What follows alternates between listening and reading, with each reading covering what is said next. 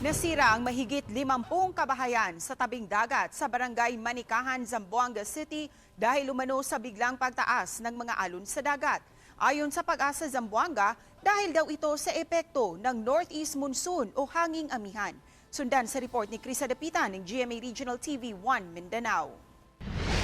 Tinatayang aabot sa 57 kabahayan sa tabing dagat sa Aplaya, Barangay Manikahan sa Zamboanga City ang nasira dahil umano sa biglang pagtaas ng antas ng tubig dagat at paghampas ng malalaking alon pasado alas 7 linggo ng gabi. Sa datos ng Zamboanga City Social Welfare and Development, 4 sa mga bahay ang totally damaged at 53 naman ang partially damaged. Umabot din sa 127 ang mga apektadong individual na halos ay mga mangingisda sa lugar. Kagaya na lamang ng isang bangkang ito na nasira matapos hampasin ng malalaking alon.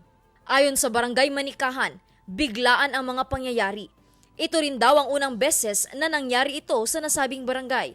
Noy man kita na weather disturbance, noy man kita biento, noy man bigla lang leya subi sea level. Unexpected sila, kaya yaduregat sila takidaki, ara lang kahit yan experience sila dakal klase. Mabilis namang nagbigay ng paunang tulong ang Zamboanga City Social Welfare and Development Office para sa mga apektadong residente. Kabilang narito ang mga pagkain, sleeping kit at hygiene kit. Pinili naman ng mga apektadong residente na pansamantalang manirahan sa kanilang mga kamag-anak sa nasabing barangay. Samantala, nagpupulong naman ngayon ang mga opisyal ng Barangay Manikahan para sa tulong na maibibigay nila sa mga apektadong residente.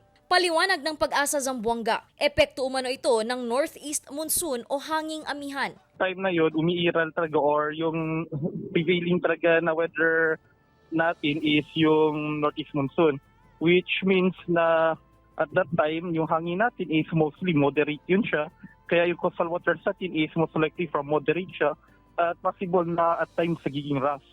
Mula sa GMA Regional TV 1 Mindanao, Chris Adapitan nagbabalita para sa GMA Integrated News.